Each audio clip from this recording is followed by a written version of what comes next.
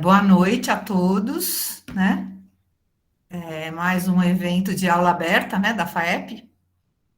E hoje nós temos a professora Cristina. Eu vou apresentá-la primeiro rapidamente, né? E depois com algumas palavras para homenageá-la enquanto educadora nesse trajeto que ela teve de trabalho, né? Que já deve ter nascido educadora, mas vamos dizer, então, desde o nascimento.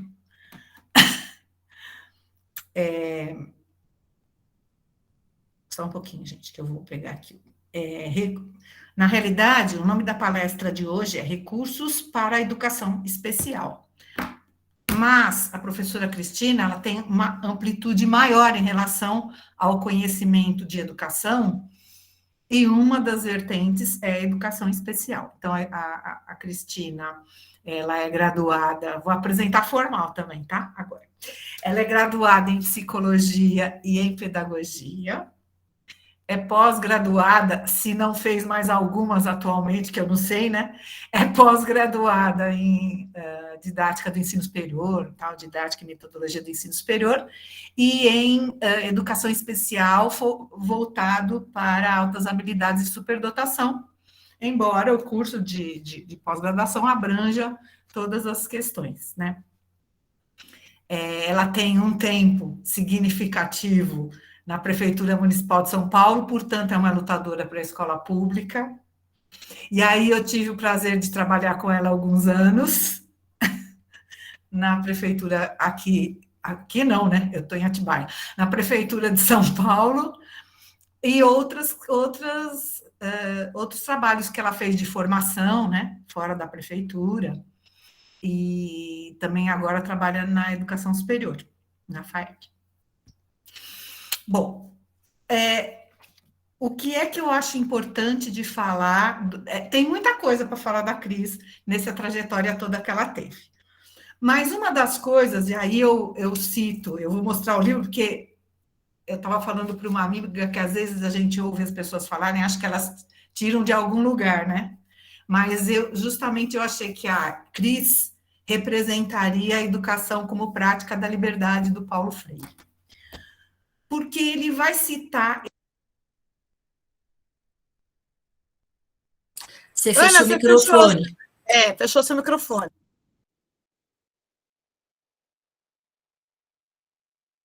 Ainda bem que você avisou, porque eu tô com problema no mouse, e aí eu não sei ficar sem mouse, mas tudo bem, vamos lá.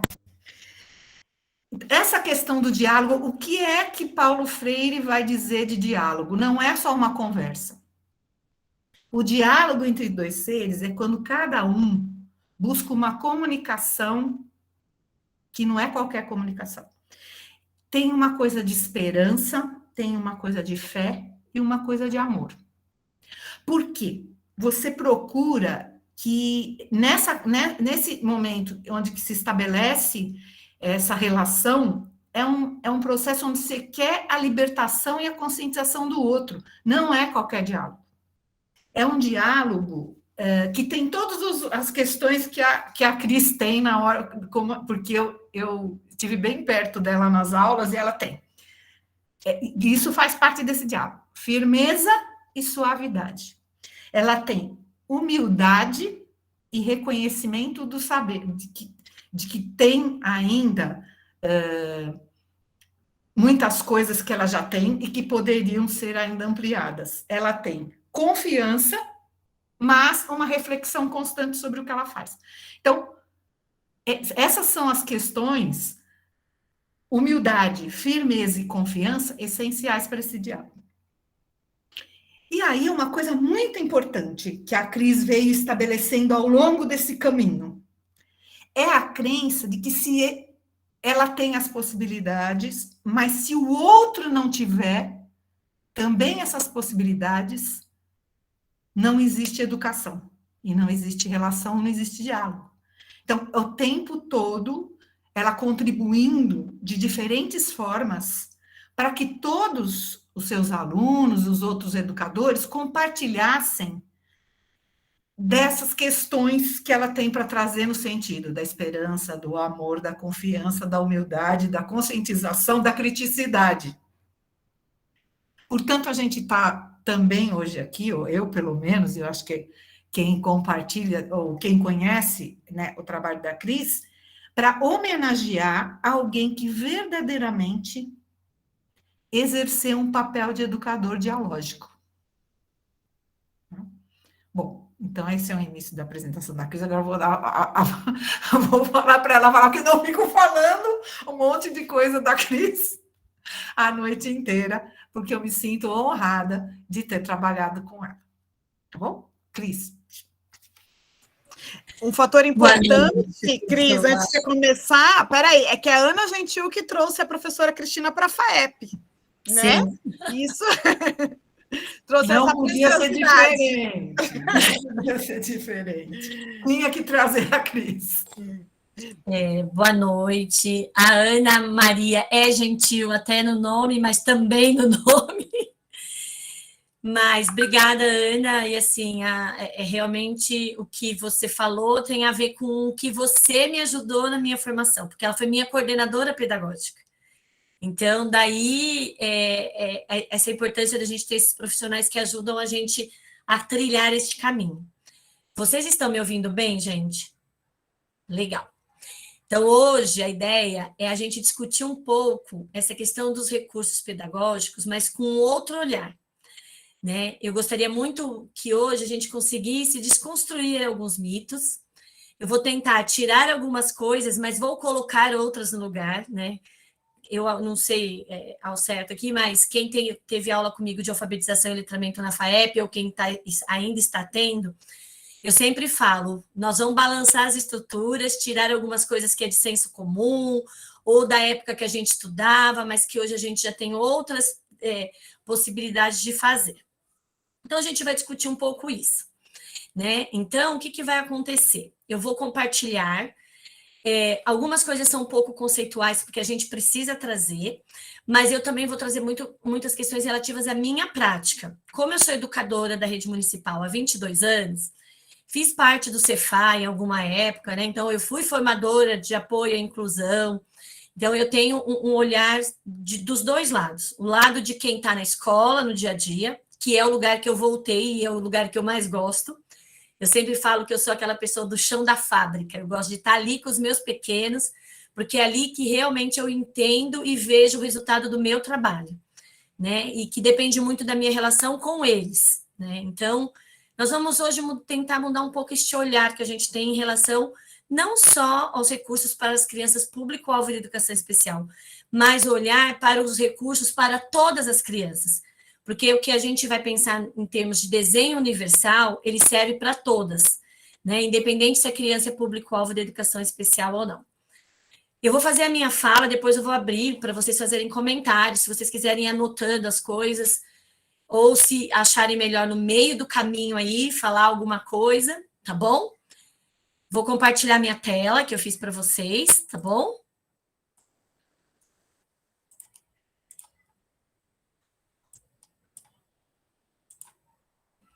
Vocês estão vendo? Alguém me avisa, por favor. Sim, Cris. Sim. Ok. Então, na verdade, eu trago para vocês o olhar os sujeitos, para além da gente visualizar o impedimento, né? Então, hoje a gente vai discutir um pouco isso, impedimento e barreira. O que é uma coisa, o que é outra? Qual que deve ser o nosso foco? Porque a gente tem que pensar que a gente é educador. Enquanto educador, o que a gente tem que olhar, né? Então, antes de tudo, eu vou olhar o sujeito, né? Quem é essa criança, quem é esse bebê, quem é esse jovem, quem é esse adulto que está lá na minha escola?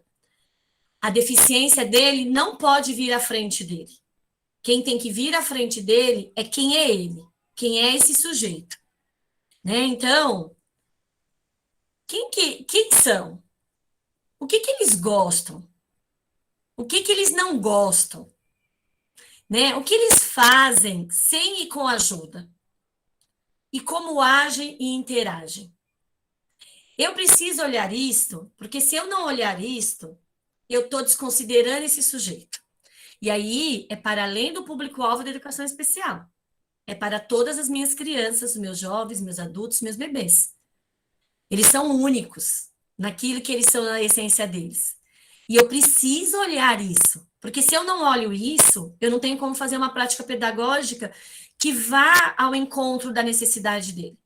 Quando eu digo assim, eu tenho um síndrome de Down na sala, eu tenho um autista na sala, eu tenho um cadeirante na sala. Não, eu tenho o João, que tem autismo, eu tenho o Miguel, que tem hemiparesia, eu tenho a Alicia, que é cadeirante, mas ela gosta disso, ela pensa sobre isso, ela consegue interagir desta forma, ela precisa de ajuda para fazer isso, ela não precisa de ajuda para fazer aquilo. Se eu olho isto, né, na frente, eu consigo pensar no meu fazer enquanto educadora para atender as necessidades da minha sala, dos meus sujeitos, das minhas crianças, dos meus jovens, dos meus adultos. Então, tem uma diferença muito grande na perspectiva da educação inclusiva que a gente tem hoje no município de São Paulo, e que está pautada, na verdade, numa educação do MEC, que é de 2008, que muda toda a concepção de educação especial, que é olhar para as barreiras, porque as barreiras, elas estão no meio social. No impedimento, gente, a gente não vai conseguir mexer, né? Por quê? Eu não consigo fazer uma criança cega enxergar, mas eu consigo eliminar a barreira que está na escola, na sala de aula, no meu trabalho pedagógico, no acesso ao conteúdo, no acesso ao currículo. Essa é a barreira, né? Então, eu consigo mexer aí. E é desse recurso que a gente vai pensar, né? Então, o impedimento é uma condição da pessoa, que diz respeito ao aspecto clínico.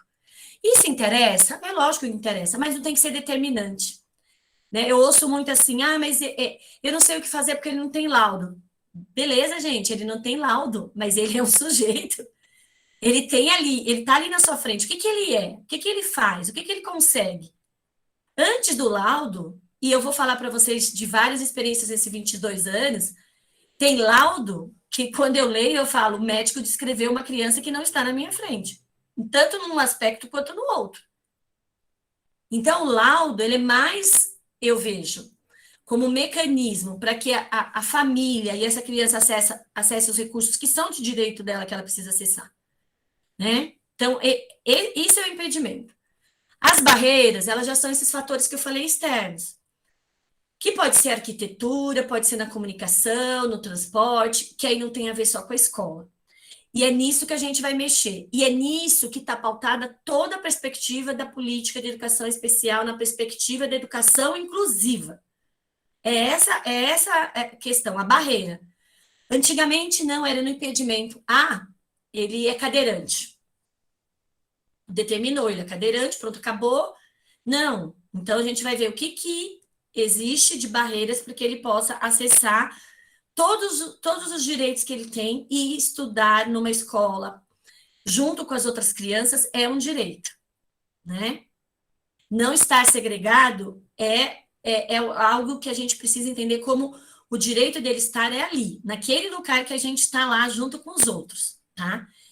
Então, a nossa função com os recursos é eliminar essas barreiras. E essas barreiras é que vão possibilitar que ele consiga participar efetivamente de todo esse fazer dentro da escola. As barreiras são essas, né? Que são todas descritas, gente, nessa política que eu estou falando para vocês, que depois vocês podem ir lá buscar recursos, buscar para ler, né? A que mais aparece e mais fácil que as pessoas veem é a arquitetônica. Não tem escada, só tem escada, não tem elevador. Vamos fazer uma rampa. Aí o que a gente precisa pensar é nessa da comunicação, que na escola a gente precisa ter muitos recursos para a gente pensar como que vamos fazer isso, né? Na metodológica, né, que tem muito a ver com essa questão de como a gente vai fazer todo o nosso trabalho pensando nesse acesso ao currículo. E o que eu acho que pega muito mesmo é atitudinal. que é, talvez, a programática também, eu acho que é muito importante, que é o que a gente considera como as políticas públicas. Então, daí a importância quando a gente vota, né, quando a gente escolhe as pessoas, porque tem gente que faz política pública pensando numa educação inclusiva, e tem gente que faz achando que não. E a atitudinal, ela é a mais difícil quando a gente não consegue lidar com essa situação que são a questão dos estigmas, dos estereótipos. E nós que somos educadores, a gente precisa entender que nós precisamos mexer nisso, né? Nós precisamos mexer nisso, pensando no nosso currículo da escola, enquanto coletivo, mas pensando enquanto nós, professores, educadores, sujeitos. Dentro da sala de aula, como que a gente faz esse olhar para essas crianças? E aí o desenho universal, que eu vou falar bem rapidamente, porque eu tenho certeza que eu quero chegar mais nessa parte mais prática para vocês entenderem como é que a gente faz a relação disso que eu estou falando no dia a dia. Esse desenho universal, ele é uma questão que ele não vai ajudar só a criança público-alvo da educação especial, né? Então, toda a questão do desenho universal é pensando que várias estratégias, recursos, apoios, materiais podem ser pensados para ajudar a todos, né? Por exemplo, ter uma acessibilidade, uma rampa, ela vai ajudar, por exemplo, em determinados locais, aí a gente vai falar para além da escola, uma mulher ou um homem que esteja carregando o seu filho no carrinho. Não precisa ser só para uma pessoa cadeirante. Então, o desenho universal, ele vem nessa perspectiva de ajudar a todos. E na escola também não é diferente. Eu trouxe aqui alguns exemplos, que aí a gente já vai caminhando um pouco, eu vou fazer esse ir e vir com as questões mais práticas, que eu sei que nas minhas aulas as meninas falam, ai, professora, eu gosto, porque você traz sempre a teoria lá do que a gente está aprendendo, mas você consegue trazer como que a gente faz isso na prática. E uma não existe sem a outra, viu, gente? Então, uma rotina exposta, né? Vamos pensar que a gente tem lá na sala uma criança autista, né? Então, e que ela tem dificuldade de se organizar na questão da rotina. Isso não é típico só de uma criança autista. A gente tem aquele nosso amiguinho, aquela nossa amiguinha, que tá ali na agitação dele, ele é um pouco mais agitado do que os outros, e que se eu tiver, vamos pensar numa e-mail, essa rotina através de desenhos expostas, e que eu vou todo momento com essa criança autista, ou de forma coletiva, tirar o que vai acontecendo, eu vou ajudar a organizar todas as outras crianças. Não é uma coisa que é única exclusivamente para a criança autista. Vai ajudá-lo? Vai ajudá-lo. E a gente precisa fazer rotina para a criança autista, principalmente precisa. Eu sempre brinco assim, o professor fala, mas ele está desorganizado. Você fez rotina? Não. Então, se você não fizer a rotina para ele, é a forma que ele vai conseguir entender que aquilo que ele quer lá na frente ainda vai acontecer. Então, ele gosta de ir ao parque. Então, para ele entender que não é agora que é ao parque, que ele vai primeiro fazer uma atividade lá de leitura, ele vai primeiro fazer uma roda de conversa, para depois chegar no parque, e isso ajuda demais todas as crianças, principalmente a criança público-alvo da educação especial. A criança com deficiência intelectual ajuda muito isso. Aí, como a gente vai fazer essa rotina, não existe receita. A gente vai discutir um pouco isso aqui. Eu não dou receita porque a gente vai ter que olhar o sujeito, né? A gente sabe que vai precisar da rotina. E aí a gente vai discutir como é que pode ser essas rotinas, de acordo com o que essa criança tem ali para oferecer para a gente, em termos de entendimento daquilo que vai ser melhor para a rotina. Quando eu tenho uma criança com baixa visão ou cega na sala, né, então eu tenho que fazer a audiodescrição, eu tenho que fazer descrição detalhada de tudo que eu vou fazer. Isso ajuda a todos. Então, eu trazer essa perspectiva de mais detalhes, quando eu vou contar uma história, vai ajudar a todos. Então, a fala de que a criança público-alvo da educação especial atrapalha os outros, atrapalha quem não consegue olhar para a diversidade dos sujeitos. Quem acredita que cada criança, cada jovem, cada adulto, cada bebê é igualzinho e vai caber no mesmo quadradinho. Aí vai atrapalhar mesmo, gente, porque no quadradinho não cabe todo mundo. Na mesma caixinha não cabe todo mundo, né? E a retirada, por exemplo, a mudança do som, né, do sinal durante o intervalo. Essa é uma experiência que aconteceu na minha escola. né? Na minha escola, nós temos 29, atualmente 29 crianças, eu acho que já deve ter aumentado o número durante a pandemia, foram algumas, mas 29 crianças público-alvo da educação especial, crianças e adolescentes, né? Que a gente tem uns que já estão saindo. E a gente percebeu, aí ao olhar os sujeitos de forma coletiva, que toda vez que tocava aquele bendito sinal, que não existe na EMEI ainda bem, na educação infantil não existe, pelo menos que eu saiba, espero que não exista, aquele sinal de fábrica horrível, apitando no ouvido das crianças na hora da entrada, na hora de mudança de aula, na hora... Desorganizava todos, gente. Não desorganiza só a criança público-alvo da educação especial, o autista, por exemplo, que aquele barulho incomoda. Imagina uma criança cadeirante, né, que está ali olhando os outros brincar, interagindo com os outros, aquele barulho, aquela sirene. Então, na minha escola, nós retiramos. Então, todos os professores têm na sua sala o seu relógio, todo mundo sabe a hora de trocar de sala, todo mundo sabe a hora de descer para o recreio, né? Porque na vida é assim. Na vida, a gente trabalha assim, na nossa vida. A gente olha o relógio, já está na hora de trabalhar, já está na hora de almoçar, e por aí vai. E sinal lembra muito para mim uma questão de fábrica, né? E aí a gente vai para outra viés que não é o caso. Mas vejam, essas 3 coisas básicas que eu trouxe aqui para conversar com vocês têm a ver com desenho universal. Tem a ver com olhar para todos, né? E o quanto essas medidas ajudaram demais as crianças, né? Aí nós vamos falar um pouco dessa política nacional da educação especial na perspectiva da educação inclusiva, né? Que é esse marco que eu falo regulatório, é de 2008. Então, vejam, a gente já tem toda essa mudança desde 2008, já vinha acontecendo muitas mudanças, ainda bem, mas nós ainda temos um caminho a ser percorrido, porque muitas pessoas ainda acreditam nessa caixinha. E muitas pessoas ainda pensam que é necessário ter essa separação para que as coisas aconteçam. Então, o que esse marco regulatório ele traz? Ele traz muitas coisas. Essa questão da barreira que eu trouxe para vocês, né, de olhar para a barreira e não para a condição da pessoa como algo determinante dela fazer ou não fazer, mas mexer nessas barreiras. Ela traz também a questão de determinar quem são os estudantes público-alvo da educação especial. Né? Então, são as crianças, todas as crianças que têm deficiência, né?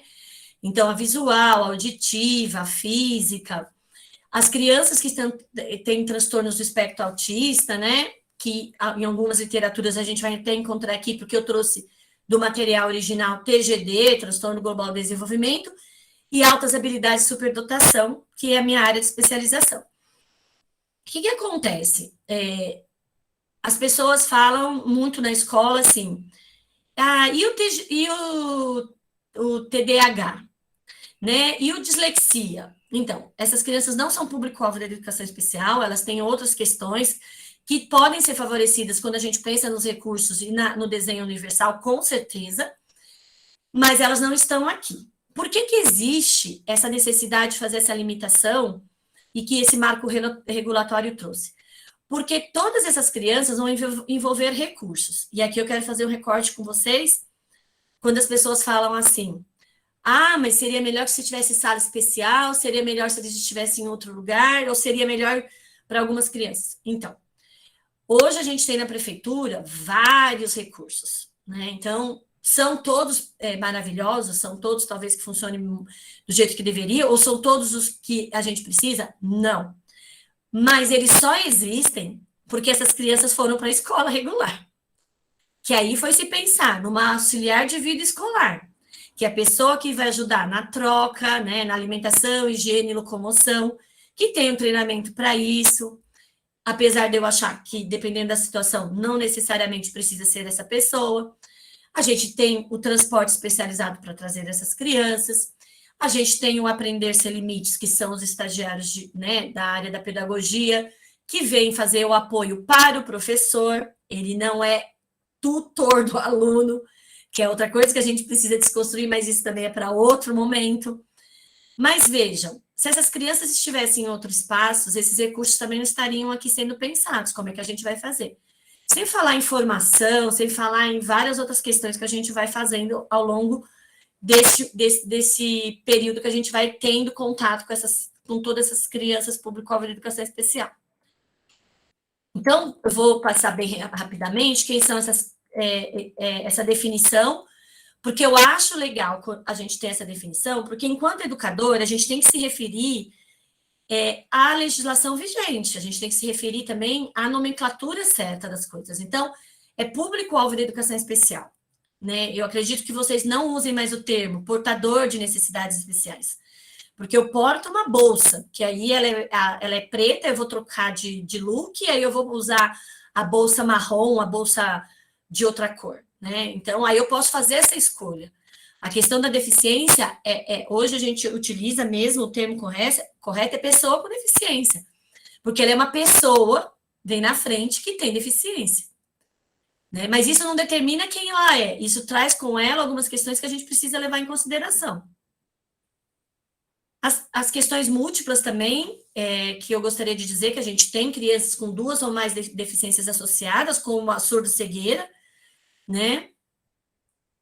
A TGD, que eu trouxe de um material que traz, mas é o TEA, e aí dentro do TEA, do transtorno global de desenvolvimento, a gente tem o que a gente chama de guarda-chuva, e aí eu vou dizer lá na frente, mas já vou adiantar, que cada criança, quando a gente olha para o sujeito, mesmo uma criança, por exemplo, que tem deficiência intelectual e por conta disso tem síndrome de Down e pode ter um comprometimento intelectual, ela é diferente do outro na mesma sala que tem deficiência intelectual.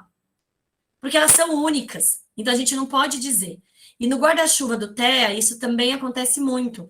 Porque tem o Asperger, tem o RET, tem o transtorno que a gente chama TDI, que é transtorno desintegrativo da infância. Então, e mesmo dentro desse aspecto, cada autista é um autista. Eu estava na sala com um autista hoje, porque a professora dele precisou se ausentar e ele ficou comigo, e ele é bem diferente do outro autista que eu tenho na minha sala. E os dois são autistas. Os dois têm 6 anos. Os dois estão no 1º ano. Mas eles são sujeitos que têm a sua história, que tem todo um trajeto de vida que vai fazer uma diferença em como ele se relaciona com tudo, né? Então, isso que a gente precisa entender. Por isso que eu falo e vou bater na tecla daqui até o final. E quem tem aula comigo também, quando a gente vai pensar, a gente tem que pensar no sujeito. Quem é esse sujeito que está lá? E o altas habilidades de superdotação. Muita gente deve estar se perguntando, essa professora é doida, né? Botou aí altas habilidades de superdotação, quem fez essa lei é louco. Quem diz que altas habilidades de superdotação precisa de ajuda, precisa de alguma coisa? Precisa sim, gente. Primeiro, porque a gente tem que desconstruir o mito que quem tem altas habilidades de superdotação é bom em tudo. Não é. Ele tem aquela área de conhecimento, ou até mesmo outras áreas que a gente chama de produtivo criativo, que é que ele vai se desenvolver mais. E ele vai precisar de apoio nas outras. Porque como ele vai bem em outras e nem tanto em algumas, ele vai, em alguns momentos, precisar de apoio. E tem uma série de outras coisas que a gente faz pensando na educação, altas habilidades de superdotação, como o enriquecimento curricular para ele, né? Como pensar em estratégias diferenciadas, que assim como a gente tem que pensar com aquele que está lá na ponta, que tem deficiência intelectual e que precisa de muita ajuda. Então, tudo precisa ser pensado, o material, a organização, né? Então, nesse sentido. Então, eu queria também desconstruir uma outra coisa aqui, que tem muito a ver com a Mantoan, que é uma educadora que fala muito sobre educação especial, e eu queria um dia chegar lá na frente junto com ela, porque eu estou engatinhando ainda nessa questão da educação especial, que a Mantoan, ela está bem além da gente. Ela fala assim, enquanto a gente achar que tem que preparar a escola para receber a criança, ou preparar a aula diferente para receber a criança, a gente não está pensando na inclusão, a gente ainda tem a exclusão nesse espaço. E ela fala, é verdade, mas a gente sabe que ainda a gente tem esse caminho a percorrer. Mas, na verdade, a gente não vai preparar a escola para receber a criança no que diz respeito na prática do dia a dia da sala de aula. A gente vai preparar, sim, no que diz respeito à arquitetura, no que diz respeito aos recursos, mas no que diz respeito à prática pedagógica, ao processo de aprendizagem desse sujeito, ele é singular como todos os outros. Então, primeiro eu preciso enxergá-lo. Eu preciso receber essa criança lá na minha sala. eu preciso ter contato com ele, eu preciso saber como ele interage com os outros, preciso saber como ele se comunica, preciso saber várias questões para pensar como é que eu vou organizar dentro daquilo que eu vou propor para todos, porque a criança público-alvo da educação especial, ela não vai ficar no fundo da sala com o estagiário fazendo ondinha vai, ondinha vem, ondinha vai, ondinha vem. Ela vai acessar o conteúdo e o currículo que todos têm direito, assim como ela, de uma forma diferente. Mas isso são para todos. Então, se eu recebi uma criança lá e eu já fiz toda uma conversa, já fiz tudo uma questão de organização, já sei como ela interage, já sei como ela se comunica, e aí eu já tenho condições de pensar. Eu estou trabalhando, eu já vou trazer um exemplo prático aqui, gente, para poder dar ideias para vocês. Eu estou trabalhando uma tabela de números, então estou fazendo aquela construção da regularidade do número com as crianças. Olha, gente, vocês perceberam o que acontece com todo o número que está debaixo da coluna do zero? E aí eles vão, olha, professora, todos acabam com zero, nanã. Olha, e aqui que está na linha do 20? Olha, todos os professores começam igual ao 20, então na hora da gente escrever tem que começar igual ao 20. Isso é uma discussão que a gente faz com as crianças. A criança público-alvo da educação especial, dependendo, vamos pensar, de uma criança com deficiência intelectual, ela não vai ter, talvez neste primeiro momento, toda essa questão. Ela vai receber a mesma tabela das outras crianças. Só que o enfoque que eu vou dar para ela, na hora que eu vou fazer a intervenção com ela, e aí que eu falo que o Aprender Sem Limites tem um papel fundamental, é nesse apoio do professor. Porque eu, educadora, preparei a aula, porque sou eu a pedagoga. O estagiário, ele vai me apoiar, ele não tem que preparar a aula. Eu já preparei os recursos que vão ser diferenciados dentro daquela mesma atividade ou dentro do mesmo conteúdo. Então, eu vou falar com ele. Eu vou usar o Renan, que era o meu o estagiário que estava comigo até julho. Renan, neste momento eu gostaria que você orientasse a sala, enquanto eu estou fazendo a intervenção com o João. Então, eu sento do lado do João, e isso, gente, vai criando uma rotina tão grande que todas as outras crianças chegam para você e falam assim, Pro, agora é o momento do João, eu não posso atrapalhar? Eu falo, não, agora é o momento do João, você não pode atrapalhar. Porque elas vão criando isso, que aquele momento é o momento que o João precisa. O João vai precisar de eu sentar. Eu estou usando um nome fictício, tá, gente? O João vai precisar que eu sente ali. Mas isso não quer dizer que eu não precise passar na carteira ou que eu não possa orientar o Renan e falar, Renan, a Lívia precisa de bastante ajuda também nessa atividade. Por favor, vai lá e veja como ela está executando e veja como que você pode orientar para que ela consiga realizar a atividade. Ela também está precisando. Ela não é público-alvo de educação especial. Mas ela não percorre o caminho da mesma forma que todas as outras crianças. Ela ainda precisa de ajuda, como outros também vão precisar. Então, o que eu digo é assim, eu não tenho receitas, mas a gente tem como olhar para essas crianças. Então, é a mesma atividade? É a mesma atividade. A gente vai pensar, o que o João precisa? O João precisa entender como é que é essa ordem dos números. Vamos pensar, pelo menos, nessa primeira linha aqui da tabela, e a gente vai fazer essa conversa com ele, ver se ele consegue responder oralmente para mim, se ele não consegue, se ele consegue só apontar. E aí, ele só consegue apontar, então, na próxima atividade, eu tenho que pensar numa atividade que eu dou a comanda logo de cara para ele apontar. Tudo isso eu só vou descobrir quando eu olhar para o sujeito. Se eu pegar aquela cartilinha que tem na internet, todo síndrome de Down precisa de... Esquece, gente. Que não é assim. É a mesma coisa que eu falo com as meninas que fazem alfabetização e letramento comigo. Não vá na internet e fala assim, pré-silábico, atividades boas. Gente, não existe isso. Existe aquelas crianças e as dinâmicas que tem ali na sala para a gente fazer. Então, a gente precisa olhar para esses sujeitos, tá bom? E esses recursos pedagógicos, Cristina, o negócio aqui é o recurso pedagógico. Você não vai falar disso?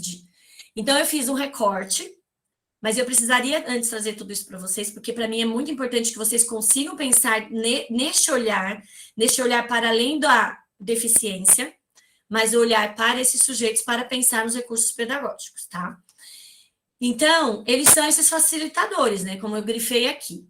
Que pode ser várias coisas, gente. Pode ser uma ajuda de um colega apenas do lado, né? Pode ser aquele apoio, que pode ser um apoio físico. Eu preciso do apoio no pé, porque minha perna fica escorregando e eu caio da cadeira, mas eu consigo sentar na cadeira, eu não preciso da cadeira de rodas, entre várias outras questões. Agora, eu grifei 2 partes que eu já adiantei alguma coisa, que é a decisão de escolher um recurso, ela é bilateral. Ela deve auxiliar o aluno, mas é o professor. E em alguns momentos, infelizmente, a gente, enquanto educadora, a gente acha que o recurso é só para ajudar a gente. Então, a gente pensa só sobre o nosso olhar. Não. Ele vem para ajudar o professor, mas principalmente o aluno. E quando ele ajuda o aluno na autonomia e independência, ajuda a gente. Eu, quando dava formação no Cefai, eu falava de alguns momentos que eu falava, gente, vocês estão dando murro e ponta de faca. Vocês sabem que a criança se desorganiza porque vocês não fizeram a rotina. Mas vocês continuam resistentes a fazer a rotina? Né? Ou se não, a gente vai ver um pouco lá na frente, a gente faz uma rotina que não significa nada para a criança. Porque isso também precisa ser levado em consideração. Eu não vou fazer uma rotina que não significa nada para a criança, tá bom? E a gente vai entender por que tem que ser uma rotina que signifique algo para a criança. E essa decisão precisa ser tomada mesmo com 2 alunos com a mesma deficiência, isso eu já falei. Eu vou dar uma acelerada, porque senão eu acho que eu fiz muita coisa. Eu escolhi a comunicação alternativa, que é um dos nós que normalmente a gente tem na escola. Então, quando eu vou fazer uma prancha temática, né, para fazer um determinado tema de trabalho que a minha criança que não tem uma comunicação convencional, toda criança se comunica, gente, de um jeito ou de outro. Mesmo aquela criança que todo mundo fala assim, mas ela só pisca o olho, ela só levanta um braço, beleza, é isso que a gente vai usar, né? Então, mas para isso eu preciso conhecer o sujeito, como é que ela faz esse movimento de piscar o olho quando, e quando ela levanta o braço quando. E eu preciso conhecer esse sujeito para saber se eu vou usar objetos concretos, fotografia, figuras ou desenhos, porque a prancha temática, a prancha de comunicação, ela precisa fazer sentido. Se ele olha aquilo não significa nada, né? Então, eu posso usar material escrito, eu posso usar só sistemas gestuais, eu posso combinar as coisas só conhecendo os sujeitos. E aí a gente tem alguns exemplos, eu vou passar bem rapidamente, porque eles também vocês podem encontrar os materiais que falam sobre comunicação alternativa. Se eu vou escolher pasta ou fichário, vai depender se a minha criança consegue segurar e tirar do velcro, vai depender se eu vou plastificar, se ela tem salivação excessiva ou não. Vejam que é uma série de coisas que eu preciso conhecer esses sujeitos. Se eu vou precisar do plano inclinado para pôr isso, né? Se eu vou poder fazer uma prancha temática só com velcro, ou não pode ser com velcro, tem que ser imagem maior, tem que ser imagem menor, tudo isso vai depender. Se a minha criança precisa que ela seja fixada na parede, para que faça mais sentido para ela ir lá, levantar, tirar, eu vou fazendo tentativa e erro. Eu vou propondo uma coisa, não deu certo, vou propondo outra, não deu certo. E aí a gente acha. Se eu posso fazer ela fixa na mesa, né? E aí a gente vai caminhar para coisas simples no dia a dia, que eu chamo, que às vezes a gente não olha para isso, e que são recursos pedagógicos importantes. Posição na sala. Gente, veja bem, se eu tenho uma criança com deficiência intelectual, que tem uma atenção que a gente chama diferenciada de outras, e eu vou pôr ela na primeira carteira. Eu sou uma professora legal, eu ponho ela na primeira carteira, porque eu sei que ela tem que ser na primeira carteira. Mas, do lado da janela, onde está tendo educação física e está todo mundo brincando de bola. Ou na frente da porta. Com a pandemia, então, que a gente só dá aula de porta aberta agora. Ali onde passa no corredor, que a minha sala fica bem na escada. Em que todo mundo vai e volta ali, dá tchauzinho, e ela... beleza. Gente, isso não é só para criança público-alvo da educação especial. Eu tenho que pensar nas outras. Quem é que, se eu colocar aqui, logo nessa fileira aqui, não vai nem olhar para mim, porque vai estar o tempo todo dando tchauzinho para quem está passando? Eu vou mudar a estratégia. É um recurso pedagógico, gente. É um recurso pedagógico que tem a ver com a minha postura, enquanto educadora, e assumir onde eu vou posicionar essa criança. Pensar em outros recursos além da escrita. Eu sei que a gente tem a função de alfabetizar as crianças na escola, que é importante, mas a gente tem que pensar que algumas vão acessar de outras formas, com imagens, E vai ficar só nisso, Cristina? Eu vou passar o resto da vida com ele, ele vai... Não, a gente pode pensar em ampliar isso. Que tudo que a gente está falando agora, gente, é começar e ampliar. Ele já deu conta disso, então vamos pensar em outra. Olha uma coisa tão básica, gente, que às vezes a gente não pensa. Fracionar o tempo e a complexidade da atividade. A complexidade, eu já discuti com vocês lá no quadro numérico com o João. E fracionar o tempo ajuda tanto, e não é só com a criança que tem deficiência. Né? Por exemplo, tem uma deficiência intelectual ou que é autista e essa atenção dele. Aquela que não consegue ficar parada e que engana a gente, ou que a gente deixa ser enganado, de ir de 5 em 5 minutos lá no lixinho, apontar com um apontador de depósito, fingindo que está apontando porque ele tem a necessidade de levantar um pouquinho da cadeira. Se eu fraciono esse tempo da atividade, se eu vejo até onde ele pode ir, é extremamente importante. Eu não coloquei aqui também as comandas. Eu já vi criança assim, coitada. Porque como eu observava muitas salas, então eu tenho várias ideias, né? Então, tá sentada lá na frente, a professora preparou tudo, só que a comanda da professora é, vou usar o João de novo, gostei do João hoje. João, pega essa mochila, pega o livro de história, abre na página 57 que nós vamos começar a lição. Esquece. Gente, a gente tem que entender até onde a criança entende. Então, João, pega essa mochila, abre. O João tá ali na sua frente, porque se o João precisa disso, ele tá ali na sua frente.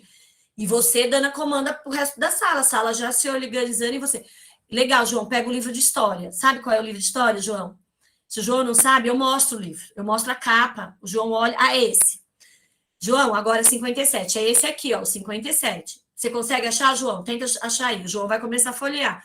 Você conversando um pouco com a sala sobre a atividade que você vai fazer e você...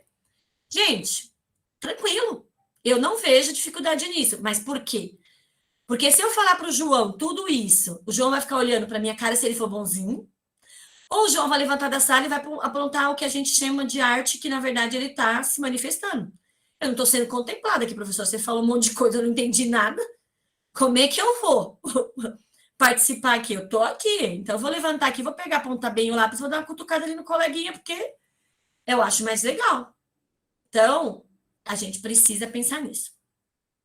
Outra questão tão básica, fixar uma folha na carteira daquela criança que tem uma mobilidade, por exemplo, com uma hemiparesia. Então, ela tem uma deficiência que o movimento da mão dela, às vezes, corre mais do que o necessário e a folha vai para lá, a folha vem para cá.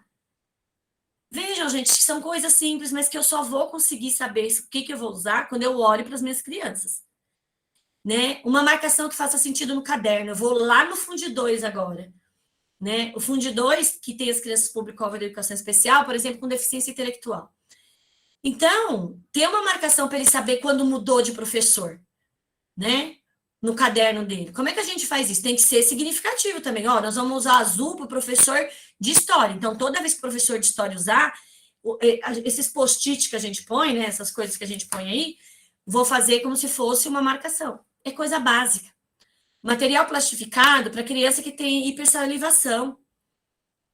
O quadro imantado, se for o melhor para ele escrever. O plano inclinado, a tesoura adaptada, o lápis engrossador, ponteiras, imobiliários. Tudo isso é recurso. Que, de novo, eu volto a dizer, e vocês vão ficar chateados, vocês vão sonhar comigo dizendo isso. Tem que olhar para o sujeito para saber o que vai usar. Não adianta só ter a receita do que é, né? Eu vou passar rapidamente, eu tinha pensado de ler e tal, mas é que eu quero mostrar o passaporte que a gente fez de comunicação para uma aluna minha, quando ela estava mudando de sala e depois quando ela mudou de escola esse ano, que é o passaporte da comunicação, que eu acho que é uma coisa bem legal. Essa é a experiência da gente, a gente vai chamar ela de AL, né? E lembra daquela política da educação inclusiva que eu falei? Na prefeitura, a gente faz o estudo de caso das crianças, ou pelo menos deveria fazer, e a gente monta um plano de atendimento educacional especializado. Ah, Cristina, você faz uma coisa à parte para essa menina? Ela vai ter... Não. Nesse plano de atendimento educacional especializado, tem toda a história dessa criança, porque vai fazer parte desse portfólio dela, como é que ela chegou, como é que ela foi evoluindo, mas vai também colocar quais são os recursos que ela precisa, quais são os acompanhamentos médicos que ela tem, e quais são os objetivos que eu preciso alcançar com ela em termos das questões das barreiras dela, Então, veja que a barreira dela é importante para mim. A barreira dela, desculpa, não. A barreira do meio é importante para mim, então eu vou olhar e eu tenho que pôr nesse plano. Né? Então, eu vou falar bem rapidamente aqui, ó, ela é 2019, ela chorava, foi o primeiro ano dela na escola. Então, ela nunca foi para EMEI, nem para o SEI, porque a mãe era muito resistente. E aí a gente vai descrevendo. Acreditamos que esse comportamento, né, principalmente de chorar, é justificado porque ela foi a primeira vez para a escola. Eu tenho que descrever essa minha criança com detalhes, porque quem vai lá olhar essa criança no outro ano tem que saber qual foi o processo dela, para saber por que ela age de determinadas formas ou interage de determinadas formas. Então, ó, atualmente ela demonstra maior segurança com a presença da professora da sala regular, no caso eu. E aí vem o diagnóstico dela. Ela tem diagnóstico de paralisia, não tem controle do tronco, faz uso de cadeira de rodas, usa óculos, apresenta desvio ocular de posição habitual e hipersalivação. Nossa, Cristina, você fez curso de medicina? Não, isso aqui está no relatório médico dela e das conversas que eu tive com a mãe dela. Isso é importante? É importante de alguma forma, mas não é determinante. Aí vem o que eu acho importante. Identificamos que o seu sorriso é uma das formas de comunicação expressiva, juntamente com o movimento de esticar os braços e as pernas. Quando ela concorda, quando ela está feliz, ela faz esse movimento. Nos momentos de desconforto, ela utiliza o choro como manifestação da sua insatisfação. Ainda não foi possível observar de forma eficaz como acontece a comunicação receptiva. Neste momento, depois a gente conseguiu. Pois, diante de perguntas antagônicas, ela costuma dar resposta, as mesmas respostas. Está sempre... Aí eu vou falando o que eu estou fazendo já. Está sempre posicionada à frente junto com grupos de estudantes, todas as crianças procuram estabelecer uma relação com ela, né, a ela aqui, principalmente nos momentos de brincadeira, providenciamos uma mesa adaptada e o plano inclinado. A professora de AE, que é de atendimento educacional especializado da nossa escola, trouxe alguns materiais, eu olhei aquilo que servia, fiz testes com ela, o que deu a gente usou. E aqui eu estou falando dos primeiros 6 meses dela na escola. Né? Esse plano de atendimento foi montado nos primeiros 6 meses, depois a gente revisita e refaz. Ainda é preciso mais observações para indicarmos as tecnologias assistivas, que tem a ver com os recursos, né, de comunicação, e aí a gente vai descrevendo, né, o que mais? Bom, objetivo. Para que a gente fez isso? Esse estudo de caso, tudo. E aí eu coloquei como objetivo identificar as diferentes formas de comunicação expressiva e receptiva dela, eu precisava identificar. Outro objetivo, ampliar os vínculos com todos os funcionários da escola, além dos professores e principalmente além de mim. Os dias que eu não tinha a primeira aula, ela chorava muito até eu chegar. Então, a gente começou a fazer um trabalho para ampliar isso. Porque, gente, isso é importante, ela precisa se sentir confortável em todos esses espaços. Outro objetivo é desenvolver outras formas de ampliar essa participação dela, né? E aí a gente foi pensando nos recursos. E ampliar a permanência na unidade escolar. Por quê? A mãe tinha resistência de deixar ela o período integral. Integral que eu digo é da 1h30 às 6h20. Queria sempre tirar ela antes, e a gente queria. Veja como a gente está na contramão de muitas escolas que vocês devem conhecer, talvez. Porque muitas dizem que tem que ficar menos tempo. A gente sabe que no começo, principalmente algumas crianças, precisam sim desse período de adaptação. Mas... a gente precisa sempre pensar na ampliação. E aí, o que a gente faz de orientação? É importante avisar estudantes sobre tudo que vai acontecer nas mudanças de espaço. Gente, imagine vocês numa cadeira de roda, sem saber para onde está indo, e de repente você está lá no meio da sala, vem alguém, pega vocês e leva vocês para algum lugar sem falar nada. Primeiro que a criança toma um susto, só daquele solavanco da cadeira saindo do lugar. Então, a gente precisa pensar nisso também, né? Então, eu fui fazendo aqui algumas análises para vocês entenderem como são esse dia a dia com os recursos. Então, descrever os objetos. Então, a gente foi trabalhar brinquedos. Então, as crianças escreviam brinquedos. Para conceituar ela, eu trouxe bola, boneca, peteca, o objeto mesmo. E a gente foi fazendo essa relação. Né? Então, várias outras questões aqui, para vocês entenderem mais ou menos como é que funciona esse plano de atendimento educacional especializado. Os recursos, que a gente está falando de recurso, né? A rotina, então eu montei uma rotina para ela com fotografia, porque eu percebi que era o que mais chamava a atenção dela, o plano inclinado imantado, as letras móveis imantadas, o tablet naquela época a gente não conseguiu, tudo isso a gente coloca, não quer dizer que a gente vai conseguir, viu, gente? O suporte para o uso de recursos da escrita, a gente viu que não ia rolar, porque a fisioterapeuta dela disse que talvez não daria. A mesa adaptada e, principalmente, a calça da vovó, que depois que eu liguei para a TO dela e a fisioterapeuta, elas disseram, você pode usar a calça da vovó. Quem não conhece a calça da vovó, é uma calça cheia de como se fosse uma almofada, e no vão da calça é colocada a criança. A Alice, falei o nome dela. A Ellie consegue se posicionar ali. Quando eu usava isso? Nos momentos que as crianças iam brincar no chão, iam fazer leitura, e aí eu usava isso, tá? Então, a prancha e a caixa temática, que estava sempre ali com o tema que a gente ia trabalhar, e eu ampliei depois o material. Aqui era tudo no começo, lembra, gente? Se necessário, ampliação de material. Ela tinha bastante dificuldade de enxergar material menores, e a gente vai ver um pouco como que a gente fez. A AVE, para apoio na higiene, alimentação e locomoção. Os recursos que ela tem, a físio, 2 vezes por semana, e a fono. Beleza? Então, eu vou mostrar para vocês esse passaporte da comunicação dessa estudante que eu estou falando. Gente, eu estou correndo um pouco, porque eu fiquei, acho que, muito tempo falando. Mas depois a gente conversa um pouco. Então, esse passaporte da comunicação, ele é muito importante porque a gente fez uma pasta para a professora do 2º ano entender quem é essa criança. E essa pasta também serviu para ela mesma indicar algumas coisas que ela gosta quando ela quisesse. Então, eu vou ter que compartilhar aqui outro arquivo. Desculpa aí, gente. Vou parar esse para compartilhar o outro. Tô indo muito rápido, gente. Desculpa aí, viu? Mas a gente logo já abre para vocês fazerem as colocações de vocês, que aí eu acho que é mais fácil a gente ir conversando. Então, é esse aqui, ó. Deixa eu fazer de um outro jeito para ver se vocês conseguem. Acho que aqui vocês vão conseguir ver melhor. Ó, esse é o material. Eu não pus no PowerPoint, mas eu pus aqui para vocês entenderem. Eu cobri os rostos, gente, porque eu não tenho permissão da família, tá? Então, ó, meu nome aqui é ela, a família dela. Eu tenho um cachorro que chama Pipoca, eu tenho 8 anos. Por que é importante a professora saber que ela tem um cachorro e que chama Pipoca? Porque quando ela for trabalhar essas outras questões, as outras crianças vão falar logo de cara. Vocês têm animal de estimação? Eu tenho cachorro, eu tenho Pipoca. A professora já vai falar, a Alicia tem a Pipoca, e ela vai se manifestar, tá? Porque ela se manifestava. Eu costumo me comunicar através de sorrisos, lembra que eu falei para vocês? E aqui quando eu estou incomodada, né? Vou passar rapidamente, né? Eu faço bico para chorar. A comida preferida, a fruta preferida, o chocolate, o suco de uva. Eu estudo na IMF, aí tem aqui o nome da escola. Minhas atividades. Aqui sou eu fazendo atividade com ela, que só aparece minha mão. Tem uma foto que aparece eu, tá, gente? Eu gosto de participar das atividades escolares, também sou eu. Aqui atrás, ela participou. Eu fui as pernas e braços da Alicia no pau de fita que a gente dançou, né?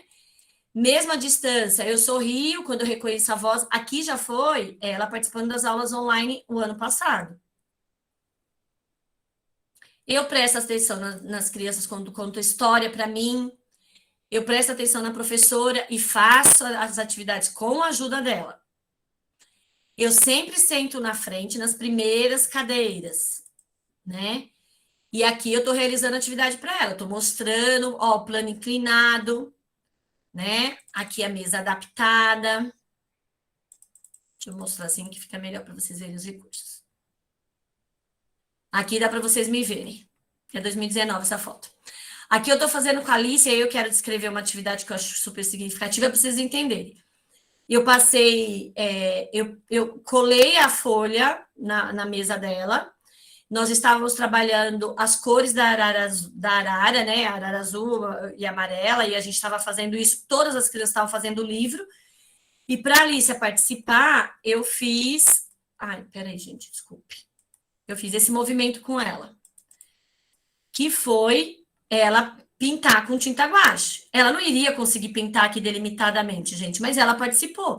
E foi trabalhado todos os conceitos que estavam sendo trabalhado com as crianças. Ela participou da leitura, ela se manifesta quando ela acha alguma coisa interessante. Quando eu falei para vocês que eu faço o trabalho de concreto primeiro, antes de trabalhar as outras questões. Com ela é necessário para ela fazer essa relação. A visão periférica dela, né? Então, a gente precisa saber onde ela está tombando essa cabeça e como é que eu tenho que deixar. Então, tudo isso foi falado. Ela enxerga melhor quando tem uma folha colorida. E aqui eu estou cantando com ela a música da Dona Aranha, que as crianças estão escrevendo na ordem do desenho aqui, botando, as crianças estão recortando e colando a atividade da Dona Aranha. Eu estou cantando com ela e colocando a música em ordem. Gente, ela está super prestando atenção. Tá? Bom, eu já estou praticamente acabando, mas eu quero acabar muito isso com uma situação com a Alicia e com a mudança de olhar que a gente tem, não só nós educadores, mas as crianças.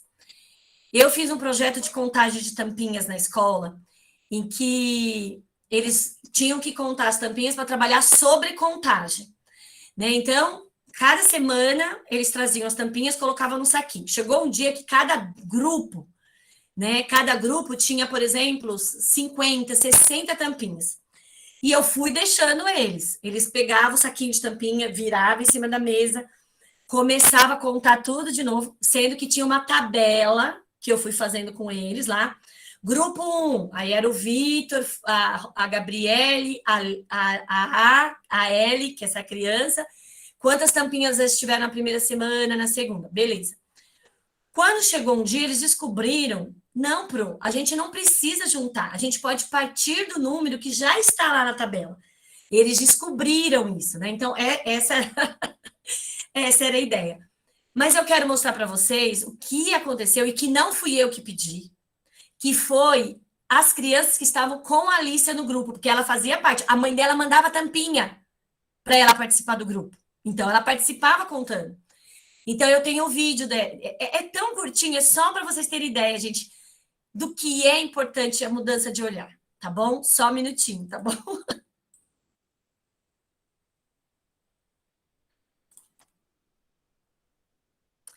Vocês estão vendo?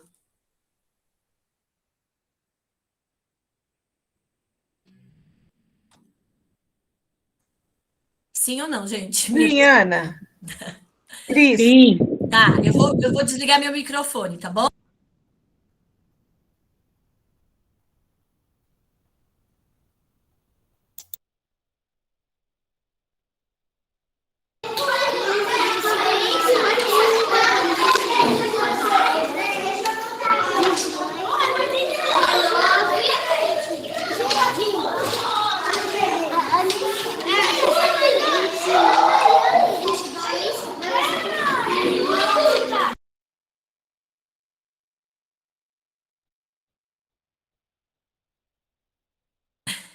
Eu acho que esse vídeo diz tudo.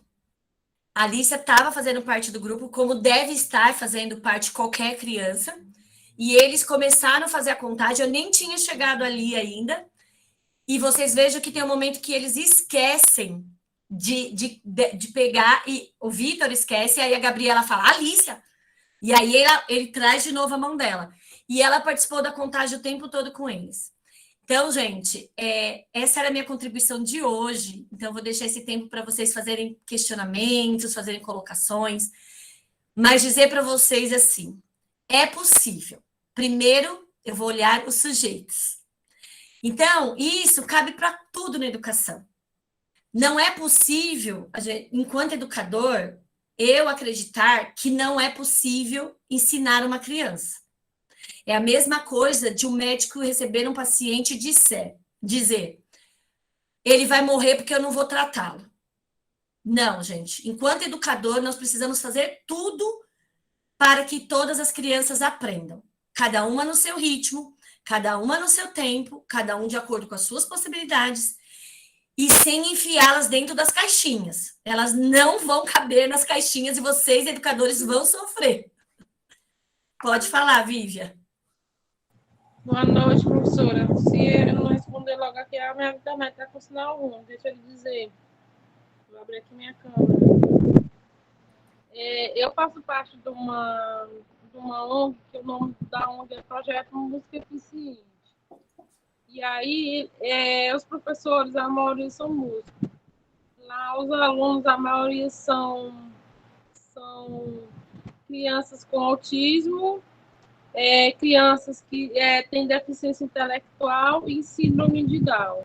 Uma coisa que eu achei muito interessante e que eu aprendi lá no projeto, eu fui convidada por um amigo para ajudar lá, cheguei lá para somar, e aí eu pude perceber que a evolução do professor com o aluno começa dentro de casa.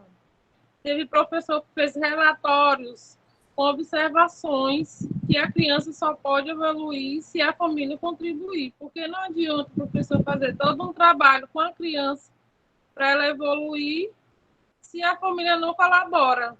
Teve um caso lá que o professor fazia toda a estrutura com a criança, né? No caso, tinha uma criança lá que o autismo dele era severo. Então, quando ele estava sozinho com o professor, tudo que o professor de música botava para ele fazer na música, fazia atividade, a criança desenvolvia. Mas principalmente quando o pai ia, mas quando o pai estava dentro da sala acompanhando, né, para envolver a criança e o pai, a criança regredia, ela simplesmente não evoluía. O que foi que aconteceu? O pai, ele na visão dele, ele viu que o filho dele não estava evoluindo, ele simplesmente tirou a criança do projeto, deixou de levar a criança, sendo que o professor já tinha até falado com o presidente que a questão não era a criança, a questão era a família. A gente tinha que procurar uma família também. Então, não é só o professor ter todo o trabalho para que a criança possa evoluir, né? E a gente viu a diferença de quando a família participa e quando a família não participa. Quando a família participa, tem vários outros casos lá que as mães estão ali do lado aprendendo junto com ele. O professor passa na sala de aula para trabalhar com esse aluno, eles vão treinar em casa, né? Muitas mães compram os instrumentos, que lá é um projeto de música, né? É musicoterapia. Então, as atividades que eles fazem lá no projeto, as mães ou os pais vão trabalhar com os filhos em casa também. Então, tem que ser um conjunto, porque não adianta ir levar para um local para botar o filho para evoluir, quando chega em casa, todo o trabalho que teve, desanda tudo. Então, assim, tem que ser em conjunto. Bom, bora lá. Vou fazer uma colocação que talvez não seja aquela que você... Eu acho assim, quando a família tá parceiro, gente, beleza, é lógico, vai ser sempre muito melhor. Mas a gente também tem que entender que isso não pode ser o determinante. Eu sou professora de escola pública. Uhum. Eu tenho crianças, vou dar um exemplo, eu tenho crianças que moram 14 pessoas num cômodo de cozinha. E eu vou falar para a mãe, por que você não fez a lição de casa? Ela vai falar para mim, porque eu não tenho nenhuma mesa para fazer a lição de casa, professora. Então, eu vou dizer para essa criança, você não vai ser um bom aluno porque você não fez a lição de casa? Não. Eu vou falar, então nós vamos tentar ajudar a fazer essa atividade aqui na escola, ou procurar outra estratégia. Eu acho sim, Vivian, se a família é parceira, ajuda bem, mas a gente não pode pegar esse discurso e terminar, porque acontece muito isso. Por exemplo, eu já dei aula para os 7 filhos de uma família, e os 6 primeiros não aprenderam a ler. E o discurso que tinha na escola é que a família toda não aprendia a ler. O 7º filho aprendeu a ler, a professora Cristina. Eu fiz milagre? Não. Eu só não achei que a determinação de que uma família de 6 filhos que não aprendeu a ler, que aquele também não iria aprender. A família parceira não é parceira, mas a gente, enquanto escola, a gente precisa que isso não seja determinante para ela não participar. É lógico que você está falando de uma outra situação, né? Que é de um projeto de música. E que treinar, teoricamente, em casa vai ajudar, mas a gente não pode trazer isso como determinante. Tudo bem? Mais alguém, gente? A Mila está com a mão levantada. Boa noite, Pro. Oi, Juliana, pode falar. Sua aula foi extremamente essencial para mim. Eu sou uma das estagiárias do Aprender Sem Limites, né? Eu fico com uma menina, ela é autista, né? Grau moderado. Eu tive a oportunidade de ver o laudo médico dela, né? Mas, assim, uma coisa que a senhora falou no começo, que nós, estagiários, não somos os tutores das crianças. Mas, infelizmente, algumas escolas ainda acham que são, né, Juliana? Sim. Eu fico emocionada porque na sala eu comecei dia 11 de agosto e, infelizmente, a professora ela não dá metade da atenção para a aluna. Tanto é que a aluna não consegue olhar nos olhos da professora. Mas no meu, ela consegue olhar nos meus olhos. Sim, né? Porque você vinculou com ela, né? Sim. E desde o começo desse ano, a professora vem fazendo uma sondagem com ela. E as 2 primeiras sondagens que foi feito, a menina só rabiscava o papel todo. Eles falavam para ela, escreva o seu nome. E ela só rabiscava. Aí, de agosto a setembro, fizeram uma sondagem com ela. E ela conseguiu escrever somente as vogais do nome. Em linha reta, sem nenhum rabisco sequer na folha. Então, mas a professora, ela não tem um plano de aula para essa aluna. Ela não tem. Eu fiquei ouvindo a sua aula e é difícil de você ajudar, ensinar alguém sem ter experiência com o autismo e a gente fica meio perdida. Eu estava me sentindo tutora da menina, com a obrigação assim muito pesada nas costas, porque eu já levei até atividades, sugeri à professora para a gente estar trabalhando, mas até agora ela não se manifestou, né? Então eu queria assim que a senhora me falasse alguma coisa. O que mais eu poderia fazer para ajudar ela? A menina ela tem problema na dicção, ela não fala direito. Hoje a professora passou as contas de adição e eu mostrava para ela no dedo. Faça o número 1 no seu dedo. Ela não sabia. Ela tem 7 anos. Está no 2º ano. E então eu vejo que ela tem muita dificuldade. Ela não tem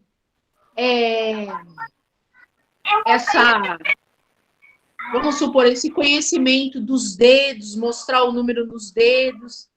A fala é muito ruim. Eu percebo que em casa também ela não tem a ajuda que precisaria ter. Porque às vezes ela falta muito também durante a semana.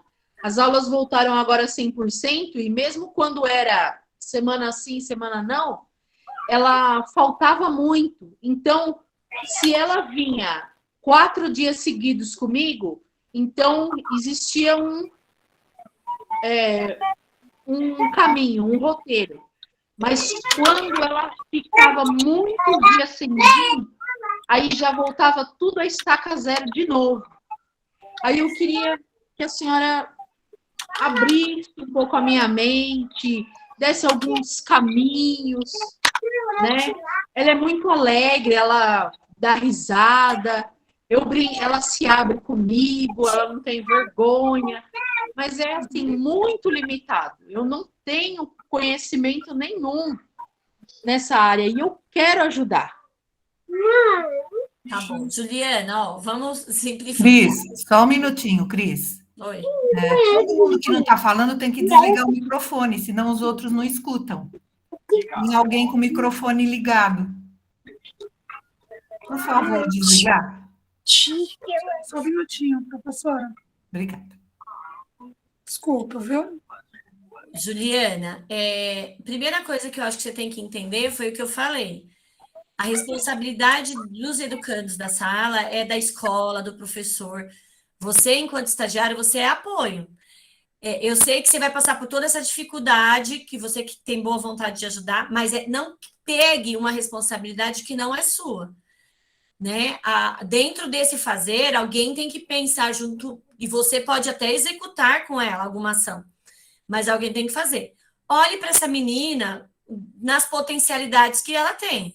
Tudo bem, ela não tem uma boa dicção. Beleza, ela vai se comunicar de outra forma. Isso não vai ser um impeditivo para ela participar das atividades. Ela pode apontar aquilo, em vez de falar. Ela não consegue colocar os dedos. Será que ela consegue com material concreto? Vocês já tentaram? Você entendeu? Mas tudo isso não adianta te dar uma receita. Eu não conheço a criança. Não tem como te dar uma receita. O que eu digo para você, você precisa olhar para esse sujeito junto com a professora. Olha, o que ela gosta, o que ela não gosta, o que deixa ela mais à vontade para participar e pensando em ações com ela. Não se pegue no que ela não consegue fazer. Eu fiquei preocupada que se ela não consegue mostrar o dedo, ela não consegue a dicção. Não, você precisa se pegar o que ela consegue. Olha, ela consegue ficar sentada quanto tempo para fazer uma atividade? Se a gente der um recorte, ela consegue, ela não consegue. O que ela consegue? Porque é a partir do que ela consegue que a gente vai ajudá-la. A partir do que ela não consegue, já é a gente olhar só para a barreira sem pensar no que a gente vai fazer. Então, comece a olhar o que chama a atenção dela, o que ela consegue. Não dá muito para eu entrar nessa seara, porque eu não consigo analisar a criança. Você viu o plano de AE que eu fiz? Nós ficamos 2 meses analisando a criança, junto com a família, né, sabendo como que a gente podia, como que ela interagiu com a sala. A partir daí, a gente viu como ela podia participar. E eu sou um pouco... A Ana me apresentou, quem viu a minha apresentação sabe. Eu sou um pouco muito assim, sou eu que tenho que dar conta dessa criança. E sou eu mesmo que tenho que dar conta dessa criança, não são vocês. Vocês podem me ajudar. E eu adoro compartilhar os meus conhecimentos com os meus estagiários que passam na minha sala. Então, eu falo, olha, eu vou fazer isso, porque isso é importante para isso. E uma coisa para finalizar, Juliana, eu não tenho curso para trabalhar com autismo, com criança com deficiência intelectual, com criança com cadeirante. Eu fiz uma formação com altas habilidades de superdotação que falou um pouco sobre deficiências. Eu aprendi no dia a dia. E no dia a dia, com o seguinte olhar, todas têm direito de aprender. Então, eu, educadora, preciso, enquanto profissional da educação, pensar quais são as estratégias e recursos para fazer com que ela aprenda. E aprender, às vezes, a gente tem que sair desse lugar comum também. Ela não sabe ler, não sabe escrever. Será que, dependendo da situação, é esse o meu objetivo neste momento? Ou será que, antes disso, eu tenho outros objetivos com ela? Ler e escrever, sim, é papel da escola, mas será que neste momento é o que ela vai ter condições de aprender? Ou eu tenho coisas anteriores a isso que eu preciso pensar para que ela possa aprender? Então, é uma série de coisas que a gente vai precisar mesmo olhar. Obrigada, prof. Eu aprendi na raça muita coisa, tá? Mas essa raça é a raça de dizer assim, ele está aqui, ele não vai caber na caixinha, como não deve caber, então o que eu tenho que fazer? Então, aí a gente vai ler, então aí a gente vai fazer curso, e aí a gente vai... E os cursos, gente, eles têm um conceito, mas a questão de como fazer a coisa é no dia a dia. Olhe para essa criança, o que ela consegue? Aí você vai partir desse lugar. Pode falar, Lívia.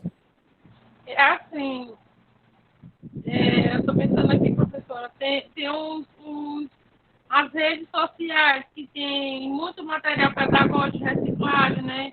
Para trabalhar, tem muito professor que dá dica para trabalhar essa questão questão da comunicação através da visualização, como a senhora está falando, tem a questão do... Eu esqueci o nome tem uma professora que ela gosta muito de trabalhar com material sensorial. Uma vez eu vi uma coisinha que ela colocou, aquele porta espelho de coisa da Avon, aí a gente tira aquele pozinho do pó compacto, ela colocou massa de cuscuz, massa de milho, aí colocava a letra para trabalhar a questão de mover os dedos, né? Se comunicar de uma forma diferente, né? Colocar despaçoar, e colocava o dedinho lá dentro daquela... meu Deus, esqueci o nome daquela maquiagem, né? Do pó compacto. Colocava a massinha de milho dentro e mandava fazer a letra. Então, botava uma letra no papel do lado, né? No caso, as ideias dela, né? Eu gosto muito eu não lembro o nome dessa professora, que ela tem um canal no YouTube, tem um canal no Instagram e às vezes ela coloca no Facebook.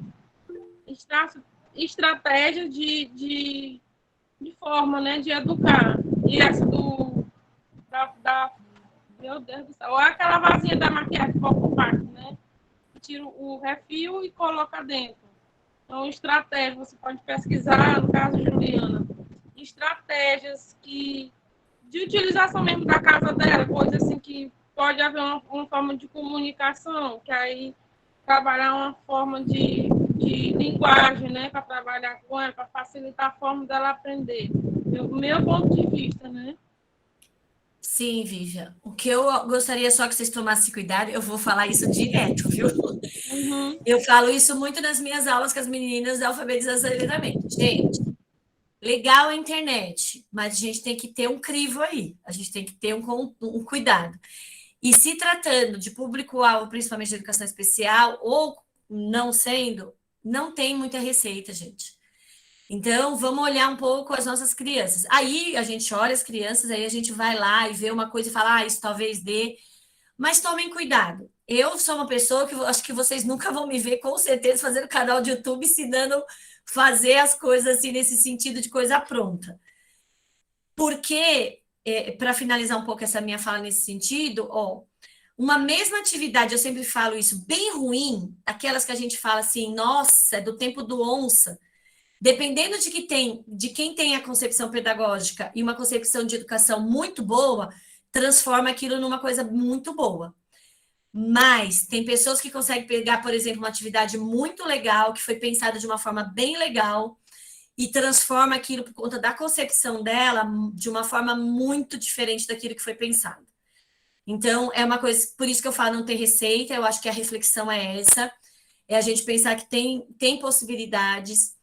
Eu gostaria muito que todos vocês que estivessem participando aqui acreditassem nisso mesmo, porque eu gosto de falar, porque todo lugar que todo mundo fala assim, é fácil, professor de faculdade, falar, eu ouço muito disso. Eu quero ver lá na sala com 30, 35, 40. Eu falei, eu estou com 30, 35, 40, 22 anos e continuo achando que é possível. Então, bora lá e pensar que se nós... E agora eu acho que eu quero encerrar essa minha parte, porque eu acho que já está dando quase horário, eu acho que talvez tenha algumas considerações finais. Que eu sempre falo também para as minhas alunas, principalmente vocês que vão para a escola pública, vocês têm um compromisso muito grande. Porque vocês estão ali, na mão de vocês, filhos e filhas de trabalhadores. Então, se vocês não derem a possibilidade deles aprenderem, vocês, na minha, e eu coloco eu também, estou cometendo um erro sem precedentes. Eu não dormiria tranquila, sabendo que eu não fui para a escola e não dei o meu melhor e não pensei em fazer o melhor para que todos pudessem aprender. Que eu olhasse para qualquer Joãozinho e Maria e falasse, esse nunca vai aprender. Eu sempre falo que ele pode aprender e como ele pode aprender. E aí eu faço minha proposta pedagógica para ele. Tudo bem, gente? Finalizando, eu vou ler uma frase que eu acho que tem muito a ver com hoje, que é do Fernando Teixeira, que fala a seguinte coisa. Há um tempo que é preciso abandonar as roupas usadas, que já têm a forma do corpo, e esquecer os nossos caminhos, que nos levam sempre aos mesmos lugares. é o tempo da travessia. E se não ousamos fazê-las, teremos ficado para sempre à margem de nós mesmos. Então, eu quero muito que todas vocês e todos, que eu acho que deve ter algum menininho, uma menina aqui, entendam o seguinte: alguns ficam no discurso. Na minha época era assim. E para finalizar, eu digo: há muito tempo atrás, os médicos usavam sanguessugas para cuidar dos pacientes. E ninguém quer usar sanguessuga hoje para ser tratado. Então, na minha época era assim, mas ainda bem que outros autores chegaram, outras pesquisas chegaram, outras possibilidades chegaram, e uma nova época vai ser construída por nós. Tá bom, gente? Eu acho que deu mais ou menos o horário. Muito obrigada pela oportunidade. Bom, gente, alguém deve estar do INEC aí também para falar alguma coisa. Seu microfone fechou, Ana. Pronto. Agora sim. Eu vou falar uma finalização da questão da fala da Cris, que é: vocês perceberam, então, o que é o diálogo, né? O diálogo, para Paulo Freire e para nós, educadores que acreditamos, é isso. É sensibilidade, é olhar para a singularidade de cada um, é permitir a participação de todos em tudo, é olhar para a inteireza, é confiar e crer na possibilidade humana, nas todas as possibilidades humanas. E uma coisa muito importante, que a gente acredita que quando está na escola pública, né? Que se um não chega conosco, a gente também não pode chegar. Porque a gente quer que todos cheguem também, onde a gente acredita que a educação, onde a gente acredita que deve chegar a partir de uma educação verdadeira, né? E aí é isso que a Cris trouxe. Apenas um exercício vivo de educação verdadeira, de um verdadeiro educador. Bom, não sei se alguém quer falar alguma coisa, ou... Rô, você está aí, Rosângela? Sim, estou sim. Cris, obrigada, né, por esse encontro maravilhoso de sexta-feira à noite. Sempre é um prazer ter você, ter a Ana aqui conosco. Foi muito bom para mim também. Nós estamos com um desafio na EMEI nesse momento com uma criança e gravei, anotei tudo também para levar lá para a equipe. Essa troca é importante, é fundamental. Né? Agradeço a todos que, né, dispuseram dessa noite de sexta-feira, véspera de feriado, né, para estar aqui conosco. E eu não lembro, Cris, você vai fazer um outro encontro esse ano ainda? Não deu certo, né? Eu ia falar sobre altas habilidades de subordinação, mas não deu certo, lembra? Isso, Por causa da data. Então tá. Bom, gente, a gente termina assim o mês de outubro com mais uma aula aberta com a professora Cristina, um tema enriquecedor, né? E em novembro teremos outros encontros também. Fiquem atentos à agenda da FAEP. Boa noite a todos. Obrigada, professora Cristina. Obrigada, professora Ana Gentil, e a todos aqui presentes. Gente, tchau para todos. Obrigada, Cris, Rô e todo mundo. Boa noite, pessoal. Muito boa aula.